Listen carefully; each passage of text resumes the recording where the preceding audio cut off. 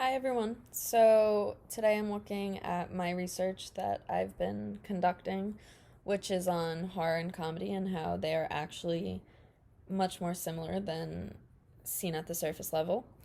So my case in frame or my hypothesis is if horror and comedy evoke two seemingly opposite feelings, but which lie in the same foundation, then the actual line between horror and comedy is very thin, and so the two combined or separate can be a pleasant experience for viewer or whoever is taking in such material. This isn't to say that they're exactly the same because obviously I know for myself I don't laugh when I see someone being brutally murdered or tortured, but the same in the sense of they kind of elicit the same end result. Uh, so, a quote to visualize this, which was said by the author of Psycho, which is actually interesting because across my research, I actually found out that Alfred Hitchcock, who directed the movie Psycho, refers to Psycho as a comedy, not a horror film. And in the article that I was reading, the author says that it took her 3 or 4 times to watch Psycho to see the horror in it, but then she eventually does. But yeah, I just thought that that was interesting and also somewhat of a proof that there isn't, um, or that horror and comedy don't actually stray too far from one another if someone who directed a horror film is referring to it as a comedy, even though it is under the horror genre. So, anyways, he explained that comedy and horror are opposite sides of the same coin. Both deal in the grotesque and the unexpected, but in such a fashion as to provoke two entirely different physical reactions. So, while admitting to different bodily reactions, it places horror and comedy in the same category through how it is created, in the unexpected and the grotesque, as he says. But then, if you take the quote further and examine how there are different bodily reactions, one being laughter, comedy, and another being something like trembling, which are very opposite states of the body, you can visualize how it creates a similar effect in the sense of an adrenaline rush or some sort of relief when it's over for horror, or comedic relief, or comedy in general is a relieving feeling. When you're laughing, you're not worried about anything else, you are simply laughing. So I found that interesting and I found it as a good gateway to kind of explore what I was going to be talking about. Um, and then if you move away from both horror and comedy, um, as being the same, I think it's important to try and understand how horror can be seen as a positive thing, because I think that comes off as very confusing and paradoxical, because horror is horror for a reason. It's not meant to be funny or comical, it's meant to scare, frighten, create anxiety and fears and such. So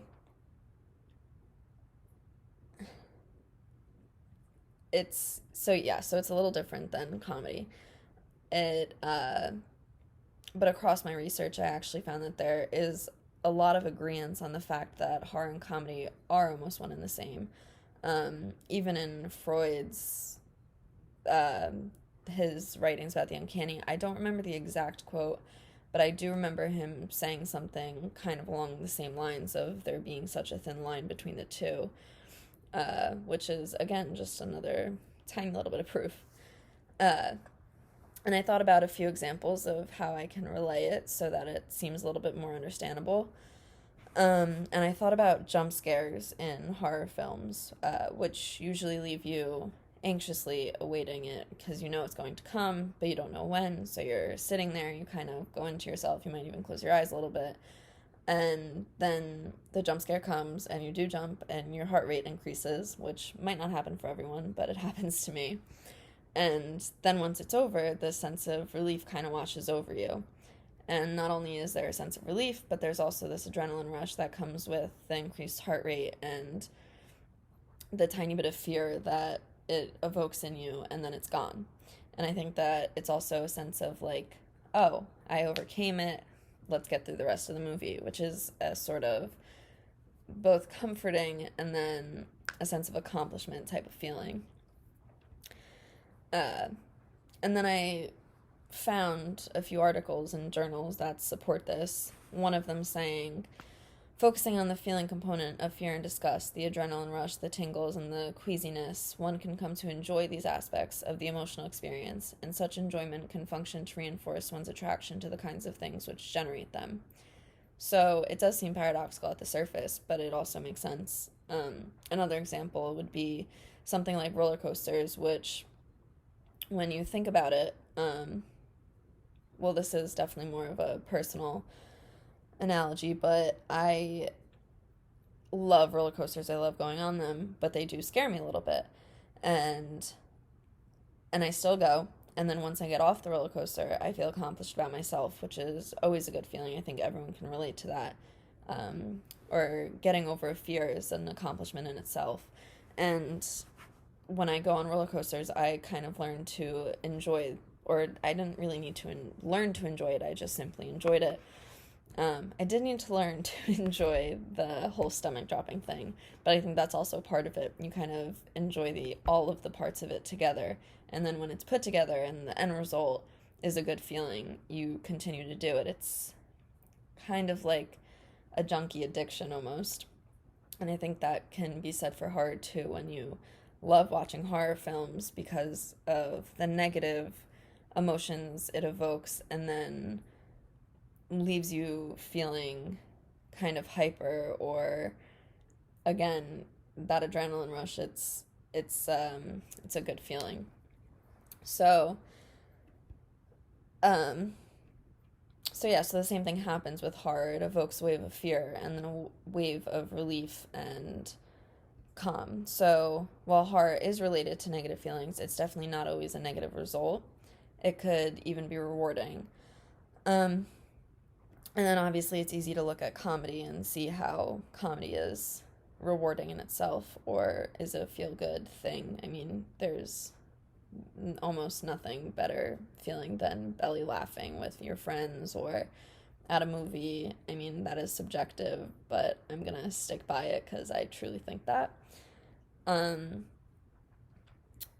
and with all of this being said, I think it's also important to look at the two when they're side by side, which would be comedic horror films or works of art. And these types of works are actually quite popular beginning in the 1980s, with mockery of mainstream horror films, and then progressing to what we know today with movies such as Ghostbusters or the Scream series. And I think the Scream series is interesting to look at when it comes to this because it's a great example.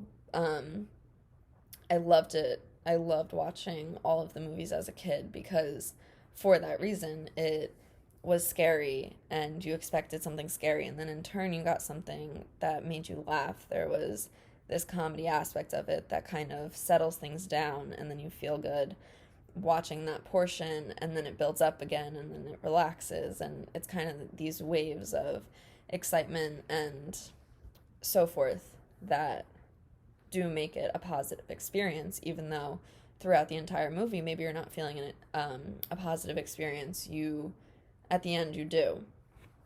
um, Hence the term comedic relief. So I think overall the two topics that appear and even present themselves in such opposite manners, they do work well together because they aren't that opposite at first glance. And yeah,